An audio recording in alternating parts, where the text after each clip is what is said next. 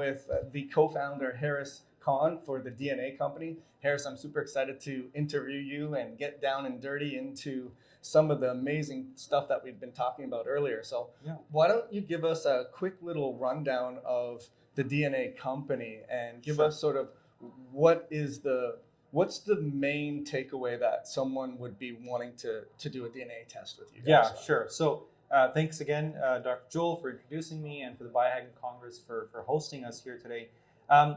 I would say that when it comes to DNA testing, what the DNA company strives to do is help people understand is how do variations in their genes influence the decisions and the health outcomes that these individuals are more likely to experience.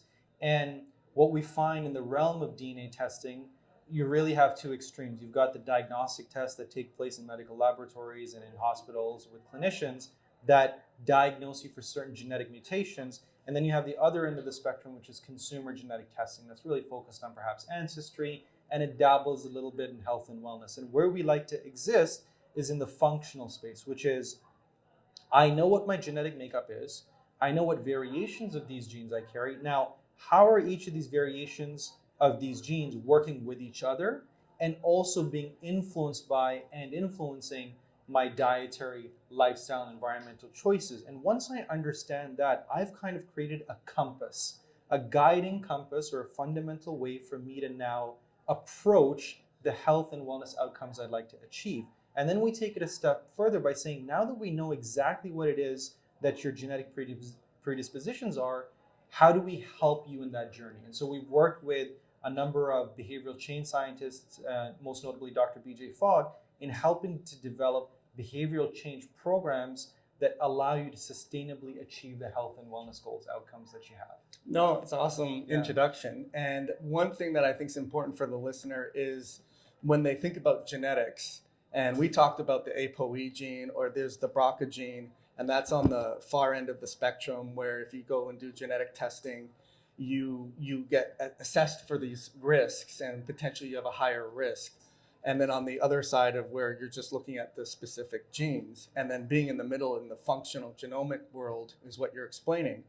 Harris, explain to us or the listeners why when you have someone that may have the BRCA gene that doesn't have breast cancer, or the ApoE gene and doesn't have Alzheimer's, versus those that don't have the ApoE gene or don't have the BRCA gene and could have the expression. So that's where the functional world comes in. Exactly. So maybe give us sort of a impression or why your company and the way that you teach your consults and your doctors, where the importance of not having the expression, especially if you do have the gene set. Yeah, absolutely. So it's really funny. You know, sometimes we'll get people come up to us be like, oh, I've got the BRCA gene. Right. And I'll be like, yeah, so do I. Right. In fact, we all do. Right. If we didn't have it, we'd all be dead. Right. So the BRCA gene in and of itself is a very important gene. In fact, the way I like to describe it is the BRCA gene is your fire truck. It has a specific job. It actually repairs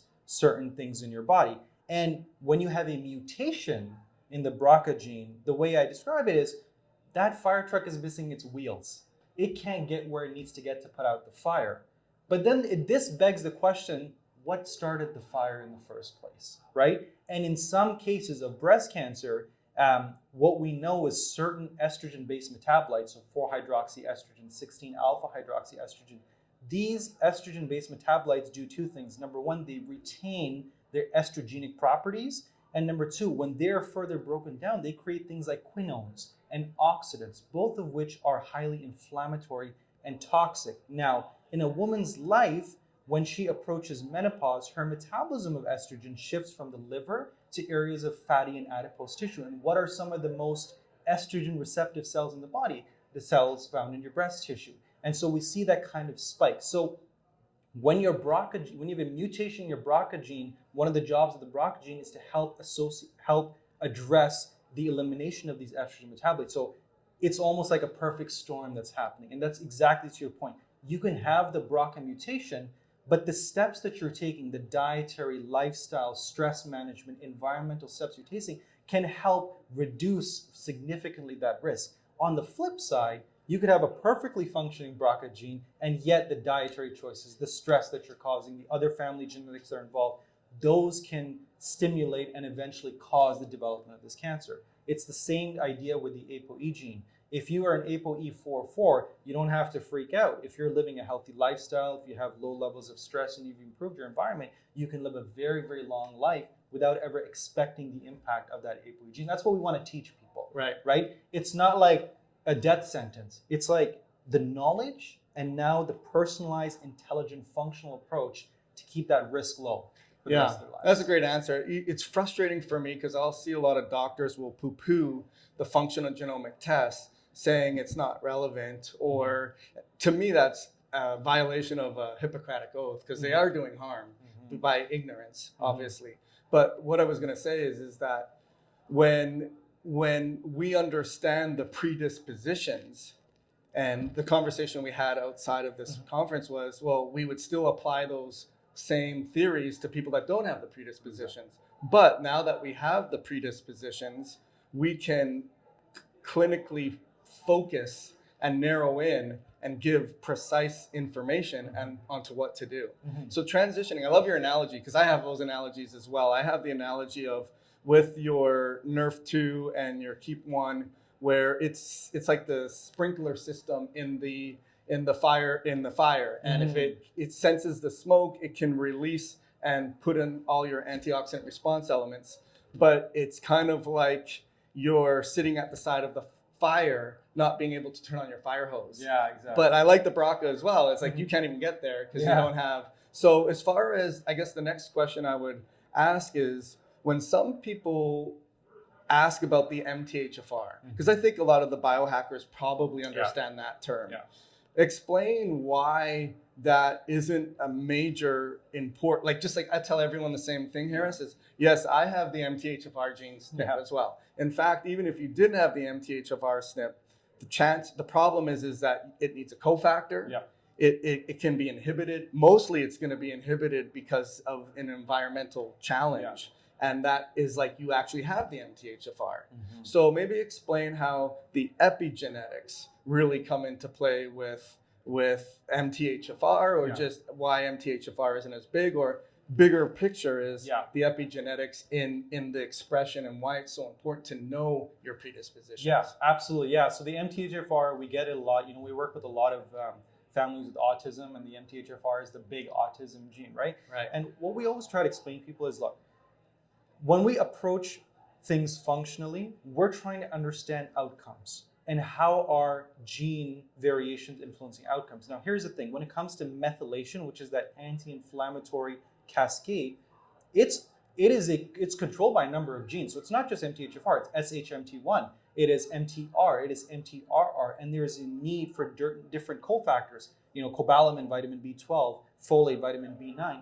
And so having a so-called suboptimal variation of the MTHFR doesn't mean all of a sudden, well, I don't have any anti-inflammatory. No, let's look at the rest of that cycle, right? In fact, we have, when we talk about supplementation itself, you'll see people giving out obscene amounts of methylfolate to people, right? And what people don't realize, listen, even if you're taking that kind of supplement, it's not like, it's not dangerous. If you over-methylate something, you are very much going to cause unwanted gene expression to the epigenetics point. And on top of that, if you have an impact through environment, diet, and lifestyle that's already inhibiting or augmenting function, you don't want to try to go in there and let me just fix this and downregulate and upregulate, because you don't have any idea or understanding of what the side effects are, the cascading side effects that are going to occur. So we always tell people, rather than I've got to focus on this gene and address this gene, what is the outcome you're trying to address? Is it inflammation? Is it chronic inflammation? Where is it occurring? Is it a fibromyalgia concern, neuropathy concern? Is it Crohn's disease? Is it IBS? And then you have to understand, what are those factors? What is the NADPH cascade? What is the mTOR cascade that we were speaking about earlier? What are the enzymatic impacts of the dietary choices that you're making that are going to influence it? So all of this is to say, functional genomics is an incredibly important tool, but like anything you do, you never want to pigeonhole yourself into, I'm just going to improve the expression of my genes and hope that it's going to solve all of my problems. It rarely ever works like that. The body is an intelligent and extremely complex and comprehensive machine. So any decision you make needs to be taken with as much of an understanding of the outliers and of the cascades before jumping into any kind of, twinkering and micromanagement of your genes. Exactly. And it's a kind of a paradox because we're here at a biohacking conference, and that's what a biohacker wants to do. Yeah. But as we go deeper down that rabbit hole, we realize actually it's a paradox in terms of, yes, there's so many little, I get 3D chess game concepts played underwater, right? There's so many little things that you have to do. But at the same time, it comes down to the fundamental supply and demand, which I always teach clients too, is that you need to have enough energy supply to meet your energy demand.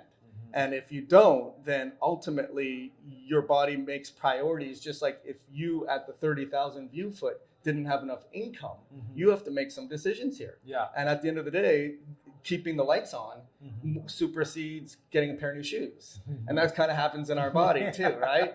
Exactly. So 100%. So let me ask you this then, because if I want to, it sounds amazing. I want to get my DNA tested by the DNA company, but it also sounds very overwhelming. And you may have someone that wants to know the information, or someone that just wants, hey, give me the take homes. So how do you balance that? Yeah, so one of the things we test for, one system that we look at, is a system that relates to mood and behavior. And what we're trying to understand is how are variations in your DNA influencing your relationship with important neurotransmitters like dopamine, noradrenaline, serotonin, and neurofactors like BDNF.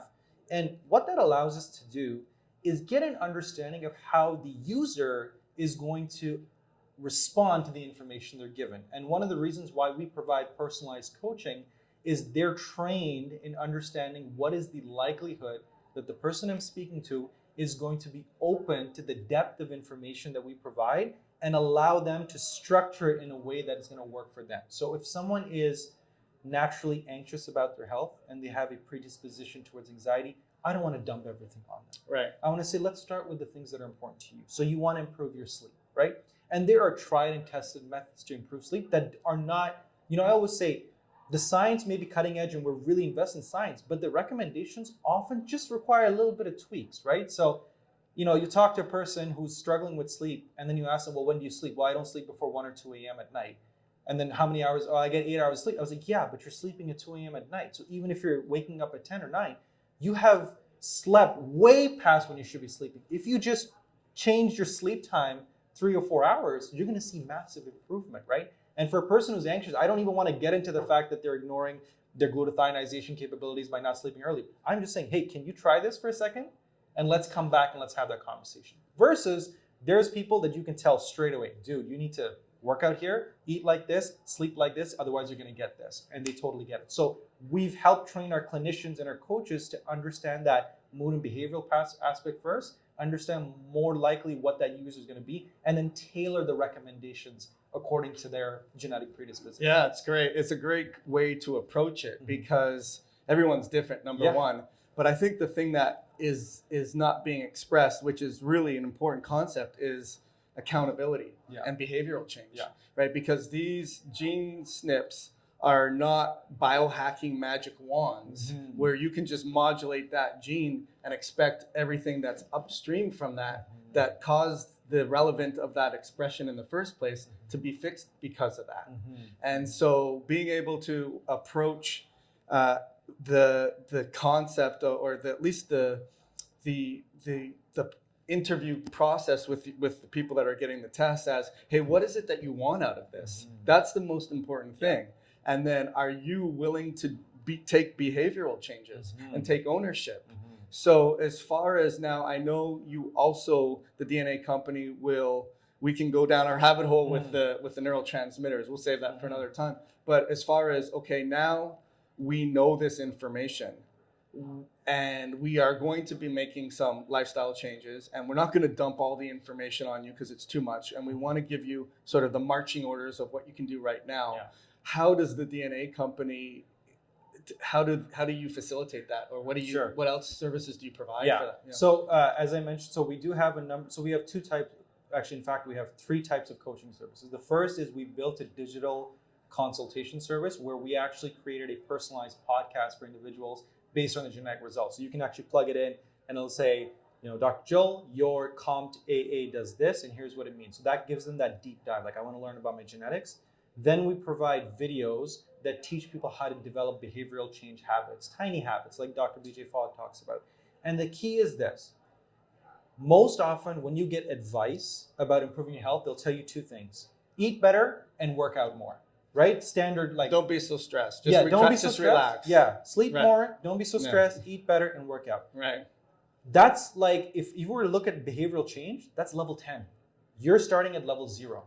So in order to get from level 0 to level 10, where you've completely changed your workout habits and your eating habits and you're managing stress, there's about 10 different levels and many steps within levels you have to address. So we start there. So let's say you've got to eat more citrus fruit because you need more vitamin C. It's a very simple thing. So at level 0, we'll say, hey, every morning, take a piece of citrus, or every night, take a citrus fruit and put it on your bedside table. When you wake up in the morning, you got to eat the orange first. That's step 1. Let's start there, and let's get you used to seeing that orange every morning. Once you associate that, that's something I got to do, we're going to take it a step further. Well, now I want you to cut that orange and have it ready for yourself in the morning. And then now I want you to do this, and now I want you to do this. And so we hold their hands and get them to the place where they, these mini goals are being met. Because here's the thing about human psychology.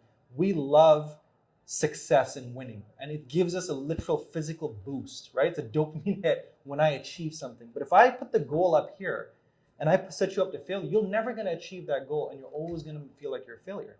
But once you hit those small goals, you build on top of small wins, right? And that's the idea of the coaching. It's the holding the hand and taking you to the point where you kind of like, you're pushing someone on a bicycle, and eventually they can ride themselves. So we really help them in that beginning process to get to those behavioral change habits. And that's the coaching. And then the other two aspects are so there was the digital coaching, which is right. Like, you don't have to talk to anyone. It's kind of, you get all the information.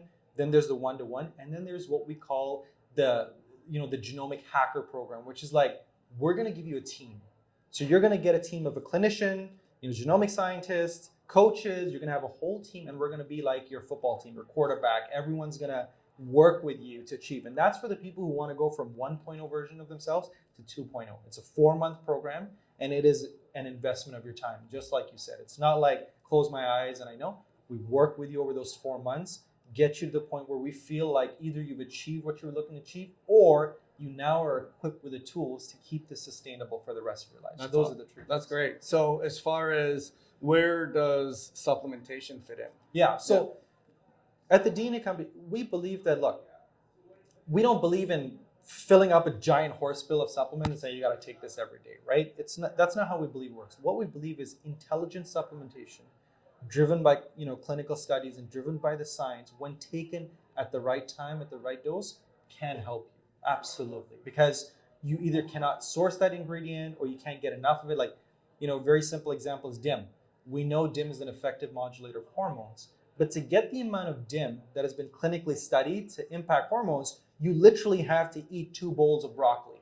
And how many people can sit there every day and eat 2 bowls of broccoli, right? So that's an example of an ingredient where you actually have to superdose yourself with the right dose. So we take this into account, and the formulations we have built address the underlying root cause. So it's not like, well, you can't sleep, here's some more melatonin. That's a Band-Aid. Why is it that you're not producing enough melatonin in the first place? What's going on in your body? Is it a BDNF issue? Is it low vitamin D? What's the issue that's happening? So we get down to that kind of functional root level, and then we address it with supplements where necessary, as necessary, and we even give you instructions on when to take it. Look, if you're a woman, you should not be taking hormone modulating products 28 days in your cycle, because your levels of estrogens are shifting. So what you don't want to do is take an estrogen mitigating product when your estrogens need to be high, right? You see this all the time as a doctor. You'll say, hey, look, you got to skip a certain day when you birth control pill. It's the exact same when it comes to supplements. Right. So that intelligent use of supplements is where we really pride ourselves. That's awesome. And I think it just sort of, for the biohacking world listening to this, it is the biggest paradigm shift, I think, is with the art of supplementation. Right? Because it is the Goldilocks and the 3 bears. Mm-hmm. You can't have too little, you can't have too much. What drives me crazy is like, okay, here you go, Harris. Like, you are now forever sentenced to take this supplement every day of your life for the rest of your life. Exactly. And learning how to pulse that is really key too. So where do the listeners go to find out more, or if they want to order a test for you and hey, this sounds great, where do they go for that? Yeah, it's very simple. It's www.thednacompany.com. We have all of our products and services there. You can also reach us on the phone. We've got a toll number right there, as well as client care at thednacompany.com to learn more. We've got a number of specials for the program, so do reach out to us and be happy to take care of them. Awesome. And then I always like to ask guests, what would be your number one, if we were to use the word hack? Yeah. Given everything that we talked about, what would you give the listener the number one hack? Yeah. So I would say, and it's it's often misunderstood or not actually given the importance it needs to be. It's a number of deep breathing exercises, right? So deep breathing and using sound and audio. There's a reason why that kind of stuff has been happening for thousands of years in different kinds of medicine. The ability to sit there, expand your diaphragm, allow the air to come in, and then use sound to kind of zone yourself out is an extremely effective manager of stress. And I would say that if we could address stress, if I had a product that could address stress, I'd be a billionaire tomorrow, right? Because that's that big thing. But it's there. The tools are there. It's a verb. Yeah, exactly. Yeah. And we have tools that we use. I don't have to create a crazy product for it. Right. Simple, deep breathing exercises, if done every day, consistently, can massively improve your stress levels. And that's what I. That's a great answer. Yeah. Well, good. I enjoyed interviewing you Pleasure. today, Harris, and I hope our listeners got a lot out of it. And we will talk to you on the next interview. Fantastic. Thanks, guys.